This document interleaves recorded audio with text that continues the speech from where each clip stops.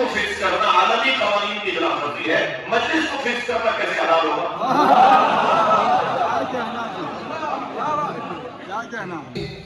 ممبر پر تشریف فرما ہے، آپ تمام آقا صاحب کی استقبال کے لیے امام حسین علیہ السلام کا نام لے کر نعرہ بلند کریں گے، مل کر آواز بلند لبیک یا حسین، لبیک یا حسین، لبیک یا حسین، لبیک یا حسین، لبیک یا حسین۔ بسم اللہ الرحمن الرحیم، الحمد للہ الذی لا یبلغ مدحته القائلون ولا يحصي نقمه العابدون ولا يعدي حقه المجتهدون، الذي ليس لصفته حد محدود ولا نعت موجود ولا وقت معدود ولا أجل ممدود، فطر الخلائق بقدرته ونشر الرياح برحمته، والصلاة والسلام على الرسول المسدد المصطفى الأمجد المحمود الأحمد سيدنا ومولانا ومولى الكونين جد الحسن والحسين معاني والقاسم محمد، اللهم صل على محمد وآله الطيبين الطاهرين المعصومين الذين قال الله إنما يريد الله ليذهب عنكم الرجس أهل البيت ويطهركم تطهيرا، اللهم صل على محمد ورحمة الله على أعدائهم أجمعين من يوم عداوتهم إلى قيام يوم الدين. أما بعد، قال الحكيم في القرآن الكريم بسم الله الرحمن الرحيم، ولقد أرسلنا موسى بآياتنا أن أخرج قومك من الظلمات إلى النور وذكرهم بأيام الله إن في ذلك لآيات لكل صبار شكور. صلوات. اللهم صل على محمد. التماس کر رہا ہوں ایک سورہ فاتحہ کی رسول اخلاص، شہید خواجہ علی قاسم، شہید جان علی شاہ، شہید زین ترابی، شہید خواجہ ندیم، شہید عبدالغنی منگریوں، آپ تمام گزار گرامی قدر کے مرحومین رحم اللہ عنہم، راجہ میں سجدریز سپاس گزار اس نعمت پر اللہ کا شکر کہ اس نے پاکستان کے خداداد ملک میں سب سے زیادہ تعلیم یافتہ شہر میں مجھے آنے کی توفیق عطا کی ہے۔ ایسی سرزمین پر قدم رکھنے کا موقع نصیب ہوا جس سرزمین پر جرائم، کرائم، بدعنوانیوں کا مقدار ہے وہ نہ ہونے کے برابر ہے۔ ایسی سرزمین پر آنے کی توفیق نصیب ہوئی کہ جہاں کا ہر فرد اپنے دل و دماغ پر علی مولا کو حاکم مانتا ہے۔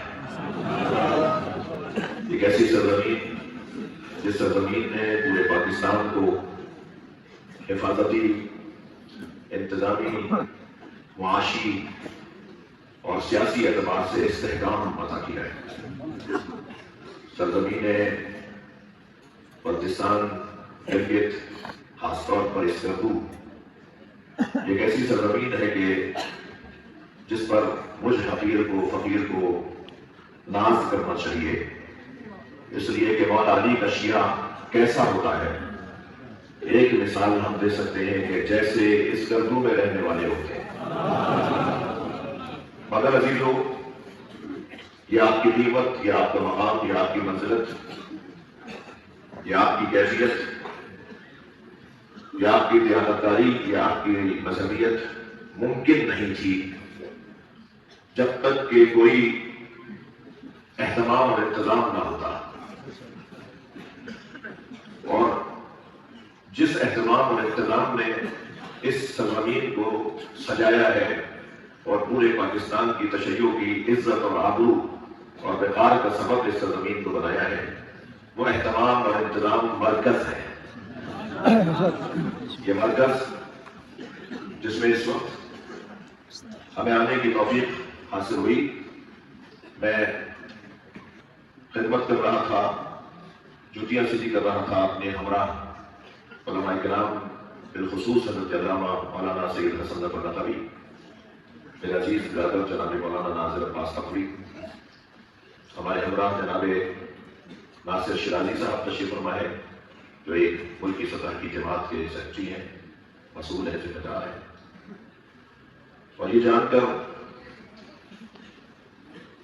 ایک اطمینان اور سکون نصیب ہوتا ہے کہ اگر کبھی ہمیں یہ مثال دینی ہو کہ ایک اہل بیت کا چاہنے والا شیعہ کیسا ہوتا ہے، تو ہم پاکستان کی سرزمین پر اس طرح کی مثال دے سکتے ہیں. میں نے عرض کیا کہ اس کے پیچھے جو اقتدام اور اہتمام ہے وہ یہ مرکز ہے. یہ مرکز ایک چھتری کا کام انجام دے رہا ہے. یہ مرکز ایک ماں اور ایک باپ کا کردار ادا کر رہا ہے. مرکز سے ٹوٹ کر رہنے والے مشکلات میں آ سکتے ہیں، مگر مرکز سے جڑ کے رہنے والے سربلند رہیں گے.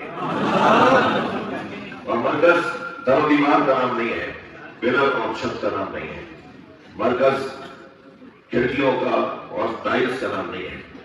مرکز اس مرکزی شخصیت کے ساتھ جڑا ہوا ہوتا ہے جو اس مرکز کو جان اور روح عطا کر رہی ہوتی ہے. میری مراد حضرت آیت اللہ مولانا شیخ محمد حسن نجفی، ان کے معاون خاص حضرت حجت الاسلام والمسلمین مولانا سید باقر حسینی، اور ان دونوں بزرگ شخصیات کے ہمراہ. خوبی کی بات یہ ہے کہ شیعہ علماء کونسل، مجلس وحدت المسلمین، ISO، JSO، ہماری جتنی قومی ملی جماعتیں ہیں وہ ان دونوں بزرگوں کو اپنا بزرگ مانتی ہیں.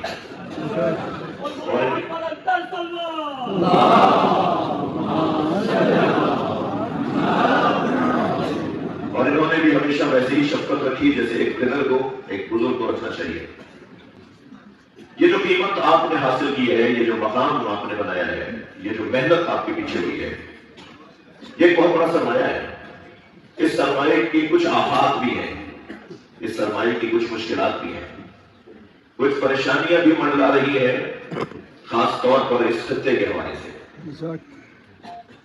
اور وہ پریشانیاں اس خطے کے اندر غیر مقامی شخصیات کی زمینوں کو خرید کر نہ جانے کیا کیا ارادے رکھنا ہے. وہ خطرات اس سرزمین پر معاش اور معیشت اور ٹورزم کے عنوان سے آنے والے یا اس بہانے سے آنے والے افراد اور مسافروں کے ذریعے سے یہاں غیر اخلاقی مراکز کا قیام ہے. جس وبا کو، وبال کو، خطرے کو، آفت کو، مصیبت کو اگر کوئی چیز بچا سکتی ہے تو وہ ہے فکر اہل بیت. وہ ہے اہل بیت عصمت الطہارت سے وابستگی میں شدت. وہ ہے اس گھرانے سے اپنی وابستگی کو اور بڑھانا. آپ کے پاس سوائے اس کے کوئی حل نہیں ہے کہ اپنے مرکز کو مضبوط کریں گے، علماء کرام کی تعظیم کریں گے، اور جو بات شخصیات کہہ رہی ہوں ان فرامین کے اوپر غور کرتے ہوئے عمل کریں گے. عزیزو، خلوص اور سچائی کا جلوہ آپ نے دیکھا. ایک خالص اور مخلص 14-15 سال کا بچہ اگر ہو تو وہ پوری قوم کو جوڑ سکتا ہے. یہ شہید خواجہ علی غازی اس نے پورے پاکستان کو جوڑ دیا.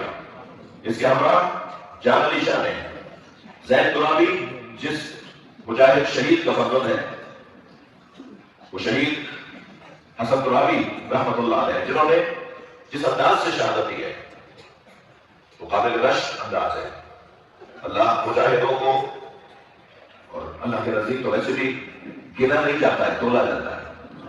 اللہ کے ہاں کیا معلوم کون سا ایک لمحہ میرا ہو، آپ کا اور میرا وہ ایک لمحہ ہو جو اللہ کے ہاں قبولیت کا لمحہ ہو، اللہ کے ہاں حاضری کا لمحہ ہو، وہ اللہ سے ہمارا تعلق جڑنے کا لمحہ ہو.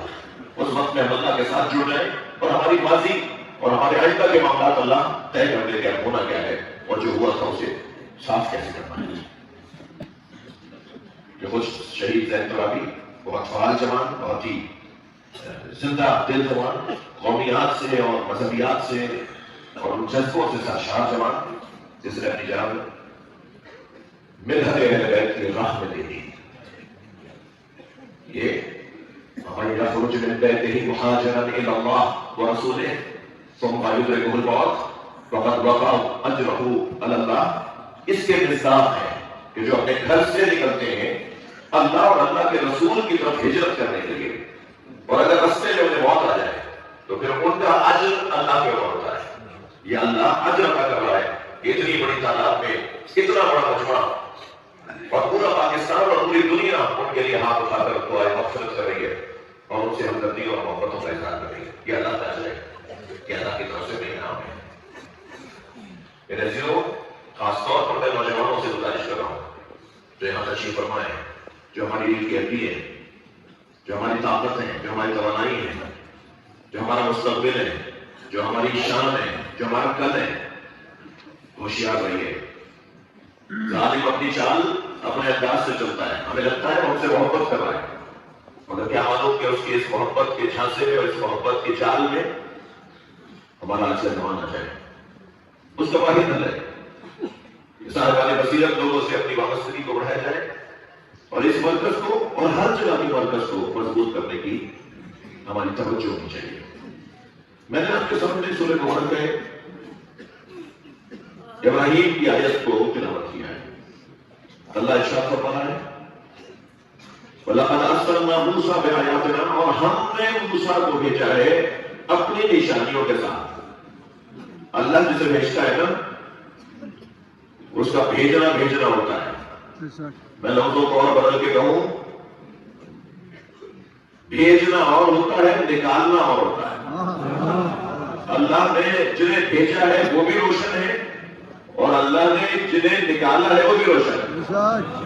اللہ کی طرف سے جو لوگ آئے ہیں اور جو بھیجے گئے ہیں، اللہ پھر انہیں اہتمام، انتظام اور سجا اور سنوار کر بھیجتا ہے. لیکن جنہیں نکالتا ہے تو پھر انہیں مردود قرار دے دیتا ہے. اللہ کی بارگاہ سے آنے والے 1,24,000 نبی، اللہ کی بارگاہ سے آنے والے مولا علی سے لے کر امام مہدی تک، یہ اللہ کی طرف سے آنے والے ہیں. مگر اللہ کی بارگاہ سے نکلنے والا شیطان ہے.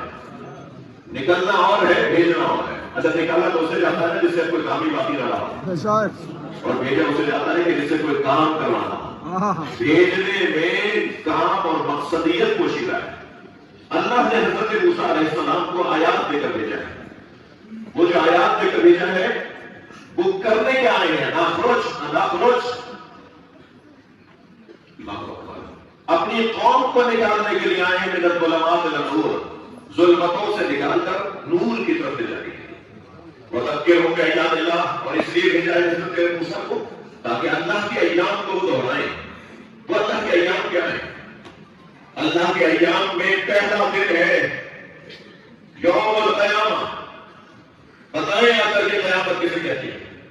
اللہ کے ایام میں دوسرے دن کا عنوان، اللہ کے دن کا دوسرا عنوان ہے اللہ اکبر، یوم الظہور، جس دن حضرت ظہور فرمائیں گے.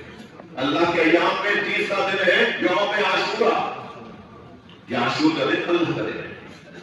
جس دن بھی اللہ ہے ثابت ہو جائے وہی اللہ کا دن ہے، اور جس دن اللہ ہے ثابت ہوا وہ ایک عاشور کا دن ہے. جس دن ہوگا وہ ایک ظہور کا دن ہے، جس دن ہوگا وہ ایک قیامت کا دن ہے. یہ اللہ کا دن ہے جس دن اللہ ہے اس کو ثابت کر دیا جائے گا. اور کیوں بھیجا ہے؟ وذکرہم بایام اللہ، تاکہ اللہ کے ایام کو دہرائیں. اللہ کے ایام، اللہ اکبر. اگر آواز آ جائے نحن ایام اللہ، ہم اہل بیت ہی اللہ کے دن ہیں، تو یہ جو ذکر کرنے کے لیے، یہ شہدا مدحت کرنے کے لیے مسلسل سفروں میں تھے، یہ در حقیقت علی مولا کو پہنچانے کے لیے، امام حسن مولا کو پہنچانے کے لیے، امام حسین کے فضائل سنانے کے لیے. اور خاص طور پر دن وہ دن تھا کہ جو شب برات کا دن، شب برات ایسی رات کہ جس رات میں ویسے ہی اللہ نے تحقیق کر دیا ہوتا ہے کہ ان کو معاف کرنا ہے. اللہ ویسے ہی معافی کا اعلان کر چکا ہوتا ہے اگر وہ افراد ذکر اہل بیت کر کے لوٹ رہے ہوں اور بلا خطا، بلا جرم، بلا وجہ انہیں رستے میں حادثے کا شکار کر دیا جائے اور وہ اپنی جانوں کے نذرانے دے دیں تو یہ لوگوں کا مقام کتنا بڑا ہے. میں اتفاق سے آج جہاں علماء کی اس روایت کو پڑھ رہا تھا کہ حضرت زید بن خدائی فرماتے ہیں کہ دخلت علی سیدی و مولائی علی بن موسیٰ رضا، میں امام رضا علیہ السلام صلوات دیا کرے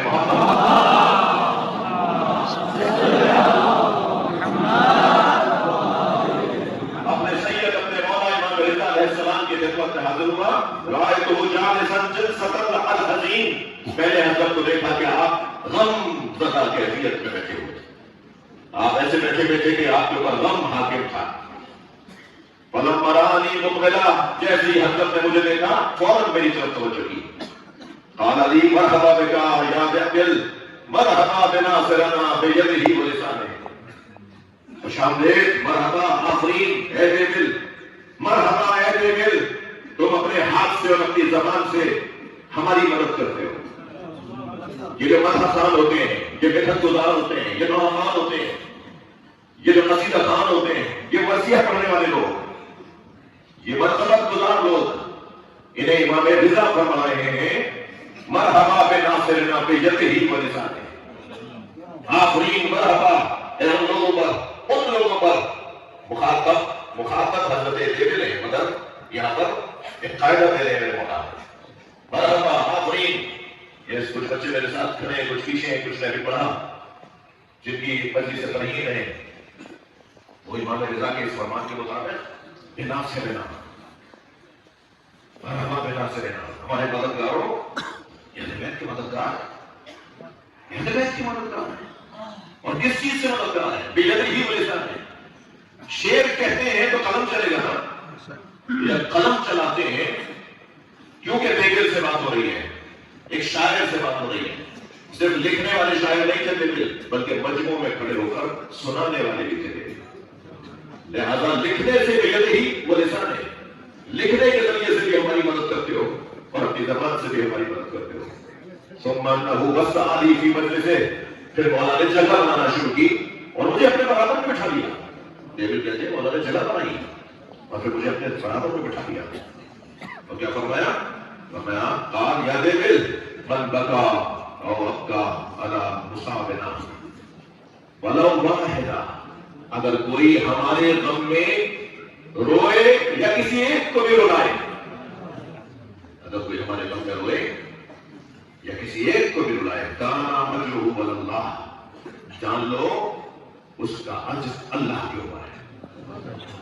وحشرہ اللہ معنا، اور اللہ اسے محشر میں ہم اہل بیت کے ساتھ محشور کرے گا.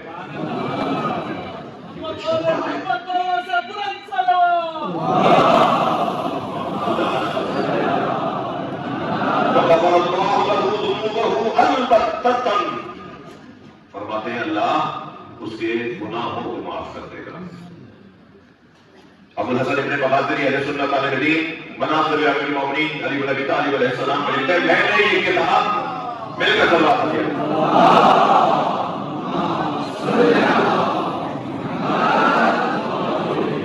میں نے علی کے فضائل کی کتاب اس لیے نہیں لکھی کہ میں شیعہ ہوں، بلکہ وہ کہتے ہیں میں نے علی کے فضائل کی یہ کتاب مجموعہ اس لیے لکھا ہے کہ میں نے نبی کا فرمان پڑھا کہ سرکار نے ارشاد فرمایا جو علی کی ایک فضیلت لکھے اس کے 1000 گناہ معاف.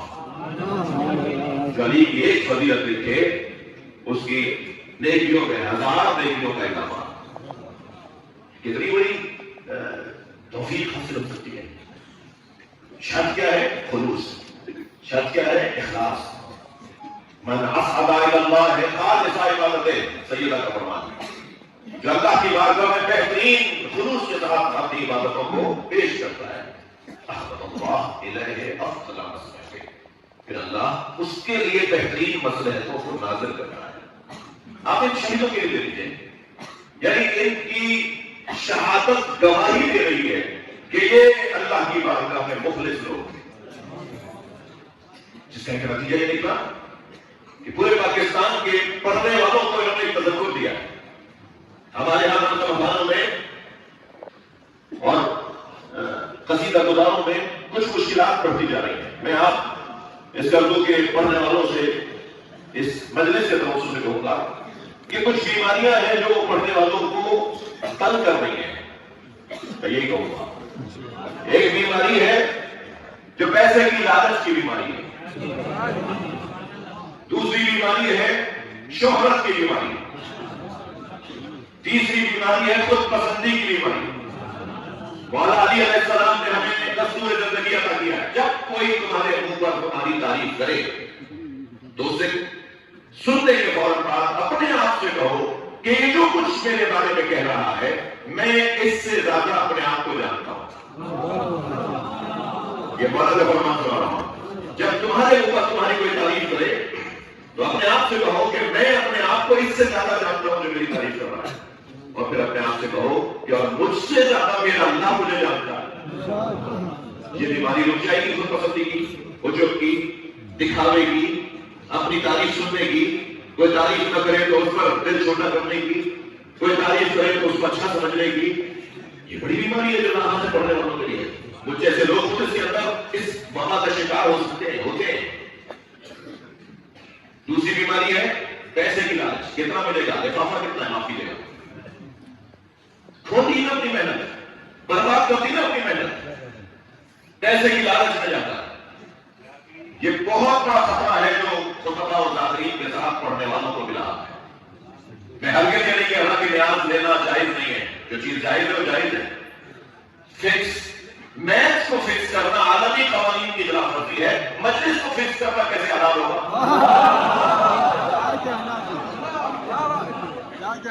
دنیا کے قوانین کے اندر سچائی کی بنیاد پر, حدود کی بنیاد پر حتیٰ کھیلنا بھی کھیل بھی اسے فکس نہیں کر سکتے. تو پھر ممبر کو کیسے فکس کریں گے؟ تو یہ مائک کو کیسے فکس کریں گے؟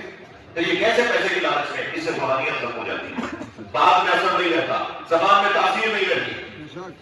میں کچھ فقیر نے ایک جگہ کہہ دیا تھا کہ میں اپنے اوپر نیاز کو طے کرنا حرام سمجھتا ہوں, تو خود میرے قبیلے کے بعض لوگ مجھ پہ ناراض ہو گئے.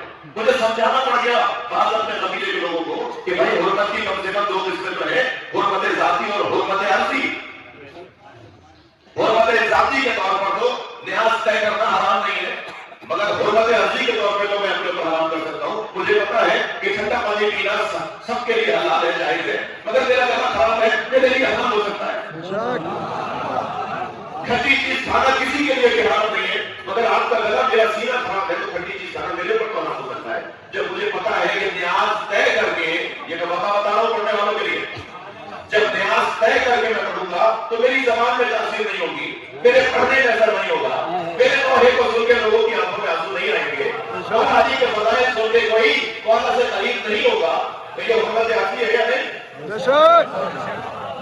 مجھے تو آج لگے میں اپنے پر آرام کرا دوں. ایسے ہی میں ان پڑھنے والوں سے گزارش کر رہا ہوں. استاد محسن خرابی ماہ مبارک کے رمضان میں 30 دن تک درس دیتے رہے. 30 دن کے بعد ہمیں بغیر کچھ دیے میں رخصت کر دیا. جی میں بیلنس کرنا بھی جانتا ہوں. تو ان سے کسی نے کہا کہ تم نے استاد کو کیا دیا؟ حجت الاسلام کو ہم کیا دیں؟ محسن خرابی استاد نے کہا کہ میں تو حجت الاسلام ہوں, مگر میری گاڑی پیٹرول کھاتی ہے. تو یہ میزبانوں کو, بانیان کو خود سوچنا چاہیے کہ اگر کوئی دور سے آیا پڑھنے کے لیے تو اس کی تو خدمت کرنی ہے. آئی میں ذاکرین کو دیا ہے, ذاکرین نے دیا ہے, مگر یہ جو طے کرنے کی بیماری آ گئی ہے, یہ جو فکس کرنے کی بیماری آ گئی ہے, یہ میں اس سے اردو کے اچھے پڑھنے والوں کو اللہ اب اتنی دور سے چل کر آئیں گے. میں ممنون احسان ہوں جناب یعقوب شہباز صاحب کا, جناب مولانا شبیر حسن بیسوی صاحب کا. سب سے پہلا وہ مجھے ان کا آیا کہ آپ کو جانا چاہیے. پھر انہیں دنوں میں یعقوب شہباز صاحب تشریف لے آئے اور پھر اس طرح سے ایک ماحول بنتا چلا گیا اور آج ہم آپ کی خدمت میں حاضر ہوئے. خوشی ہوتی ہے, اچھا لگتا ہے کہ اس خطے کے اچھے پڑھنے والے سامنے آ رہے ہیں. بہت اچھا لگتا مجھے اگر عباس عبدالی صاحب بھی آج مجلس کے ہوتے. میرے حساب سے تو انہوں نے یہاں ایک تحریک شروع کی ہے. اس کے علاوہ اور یہاں پڑھنے والے شخصیات موجود ہیں, اساتذہ موجود ہیں کہ جنہوں نے ان بچوں کو, ان کے ہنر کو, ان کے فن کو, ان کی صلاحیت کو محفوظ کیا, سنبھالا, سجایا اور اس کے اندر رنگ ڈالا.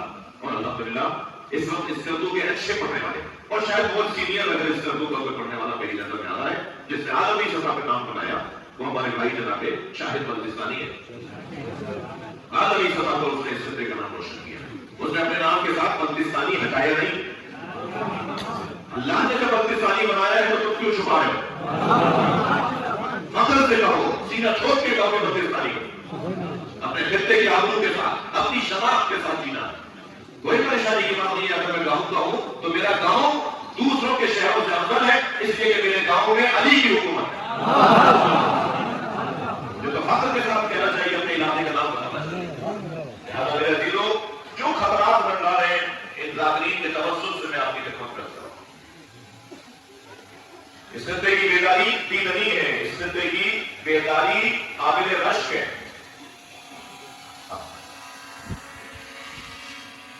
मसूद जुमतुल्लाह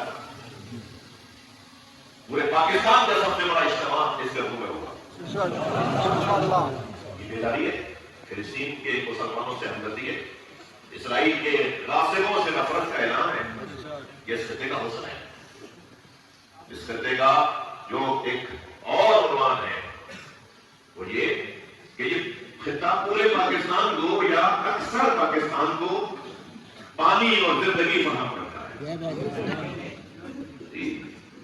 अल्लाह ने जब जमीन को खल्क किया तो जमीन के खिलकत के साथ 5 दरियाओं को भी खल्क किया। जब से जमीन है, जब से दरिया सिंध है। ये बहरुल मेहरान के नाम से रिवायत के अंदर लफ्ज आया है। मेहरान के नाम से लफ्ज आया है हदीस के अंदर। आप सर्च कर लीजिए, आपको हमारी मिल जाएगी। बहरुल मेहरान के नाम से जिसको जिक्र किया गया है। ये खित्ता मगर वजीरों, जिस खत्ते से पानी जा रहा है, जिस खत्ता जो खत्ता पूरी दुनिया को सैलाब, पूरे पाकिस्तान को सैलाब कर रहा है और एक एतबार से दुनिया में भी जा रहा है, उस खत्ते के अंदर यदि पानी ना हो, उस खत्ते के रहने वाले ही अगर पानी से महरूम हो या पानी की किल्लत का शिकार हो, ये कितना बड़ा एक सवालिया निशान है जिम्मेदारों पर भी और शहरियों पर भी और हम सब पर। लिहाजा एक बहुत बड़ा कारनामा होने जा रहा है। हज़रत अल्लामा मौलाना आकिब हुसैनी साहब ने तफसील कुछ फरमाई, कुछ हमें दोस्तों से आगाही हुई। हदीर रकम के साथ एक बहुत बड़ा सरमाया लगाकर, हदीर रकम लगाकर एक बहुत बड़ा काम होने जा रहा है और उस काम में आपका ज्यादा हिस्सा है और होना चाहिए। और मैं आज की मजलिस पूरी दुनिया सुन रही है, सारी दुनिया को पता है कि आज हज़रत अल्लामा सुंदर साहब, मौलाना नाज़िर अब्बास साहब, नासिर शराई साहब और ये फकीर इस वक्त इस गर्दों में पूरी दुनिया हमारी आज की इस हाजिरी को देख रही है। सबसे मैं अपील कर रहा हूँ कि अगर कोई माली तौर पर कमी कमजोरी इस प्रोजेक्ट के हवाले से रह जाए तो इस मरकज के साथ ताउन करें और जल्दी इस खत्ते के अंदर पानी की फरावानी के जरिए इसकी आबादी को, यहाँ रिस्क की फरावानी को हम अपनी आंखों से देखें। अजीजों, जिक्र अहले बैत मेरी और आपकी आबरू है, हमारी इज्जत है, हमारी शान है। हमें अब तक लोग पहचान नहीं पाए। हम अपनी जान दे सकते हैं मगर इस जिक्र से हाथ नहीं उठा सकते। बहुत बड़ा सवाल है। सबसे बड़ी दौलत और सरमाया अहले बैत वालों के पास है और वो क्या दौलत है? वो है इत्मीनान क़ल्ब। मैं अभी शहीद ख्वाजा अली काज़िम के वालिद से, चचा से मिल रहा था। हम मिल रहे थे, सभी फूट फूट के रो रहे थे। वो उनके आंसू रुक नहीं रहे थे उस वक्त में। इसी तरह और शुहदा की वर्षा से जो मुलाकातें हुई, उस वक्त में दिल बहुत मलूल और मुकद्दर हो रहा था